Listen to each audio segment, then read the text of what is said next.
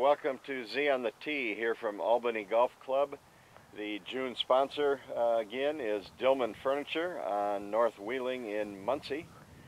And Tim, we're here in the bunker on the driving range, and we're going to talk a little bit about getting out of the sand in one shot. That's a problem for most people, me included. I always call myself the worst sand player in the world, and I'm not too far off that title.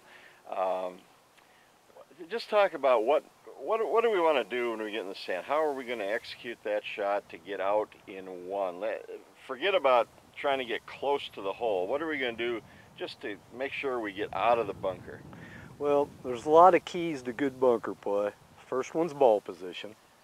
Then the second one, getting your proper stance, taking your stance and having your spine angle and keeping that same angle. People in bunkers have so much dip and movement all the time, which is the worst thing you can do. So basically you want to have good ball position, have a sand wedge, and use the sand wedge that, you have sand wedges made to where you have the bottom part here that'll slide underneath the ball and yet not dig in. I mean, we have different bounce on different sand wedges. You want to use your sand wedge, lay it open, use the bounce, but have proper ball position and keep your same stance and your same posture, I guess is what I'm trying to say. Always way too much leg movement, head movement, body movement in the sand. Should basically just be a nice wrist and arm swing. Try to stay still and hit it that way. When you say use the bounce, explain that. What are we talking I've got about? a 56 degree here. On a sand wedge, you have the bottom edge of your club. Which is the leading edge. Comes into the and sand. then at the back of this is what's called your bounce. This has got 14 degrees bounce right here. And what that is the difference from your leading edge to the back edge, how much loft is in that position. Now, when you're playing Bermuda and the ball nestles down in it, like in Myrtle Beach, Florida, you want real high bounce numbers. So the higher the number, the better for yes. Grass. Now, if you're playing firm golf courses like here in Indiana that doesn't have high grass, short grass, firm fairways, then you want to go with a lot less bounce to where your leading edge does the... So your bounce is 14. What's a lot less bounce? What number? You can probably get in down around 8, something like that, okay. 8 or 10, and it can get up in as high as 16. And then they can probably do some bending on them and make them whatever you want to. But I've got Cleveland or Vokey, either one. I've got both in my bag. You can buy 56 with about 3 different bounces. Okay. You can buy the same loft and get 3 different bounces in each club. Your bounce is 14. Is that pretty standard? If the guy's going to go out and buy a wedge? That's kind of in the middle is what I've went with. I mean, out here around the greens at Albany, we keep the grass high. So I feel like you have to have a little bit more bounce to be able to chip out of the grass around the greens here. Okay. All right. Well, show us how we're going to execute a shot out of the bunker. Teach me how to hit a good, solid bunker shot. Okay. I want to position the ball. First thing we want to do, the amateur golfer, the main thing they do, the ball is way too far back in your stance. To hit a good, safe bunker shot, you want that ball clear up off your front foot.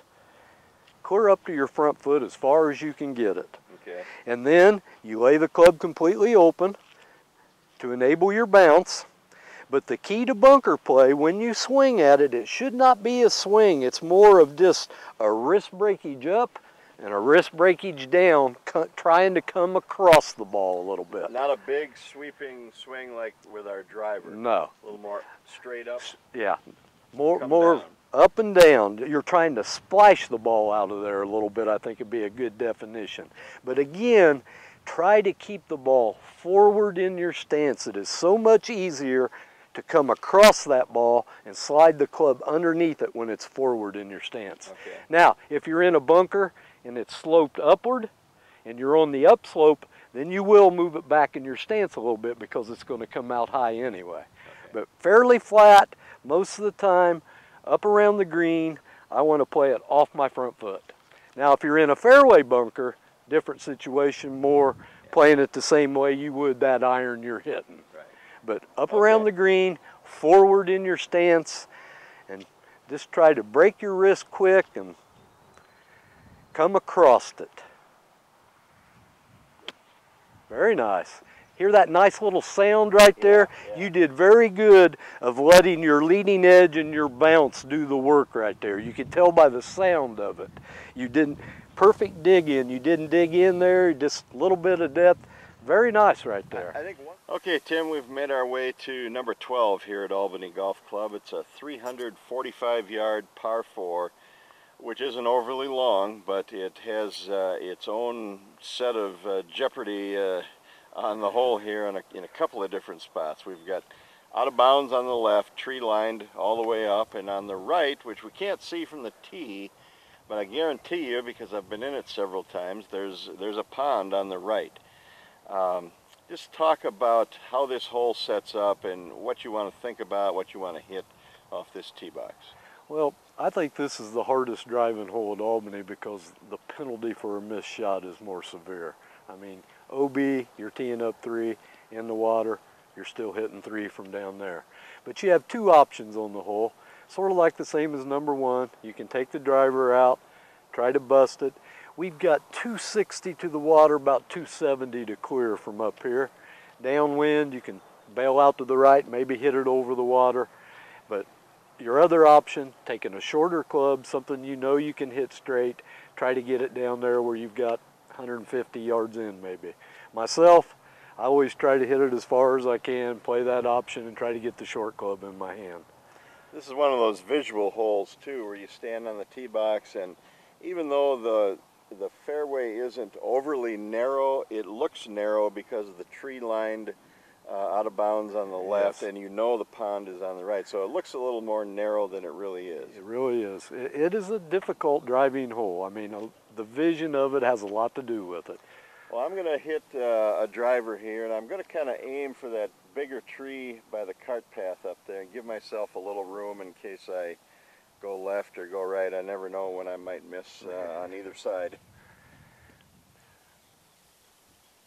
Okay, let's let you get set up over.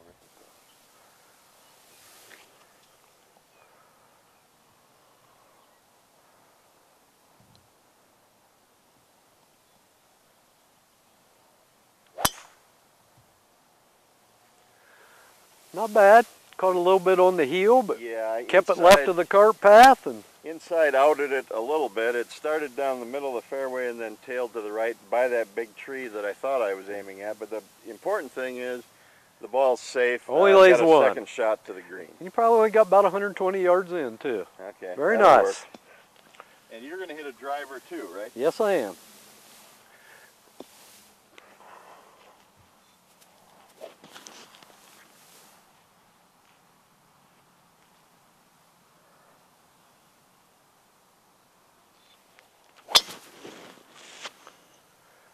See, I left it out to the right there, but definitely I hit it far enough to where it cleared the water, and I could see it bounce out there. Definitely playing with the water Yes. a little bit. Anything right of that tree, the water's in play. But I know by being downwind and 265, about 275, I can hit it pretty easy and get it right to there. Okay. Wasn't very straight, but that was my bailout spot. Okay. Well, for Lefay Pegues behind the camera, I'm Doug Zaleski here with Tim Pittenger at Albany Golf Club. Thanks to Dillman Furniture, the June sponsor, and thanks for checking out Z on the Tee.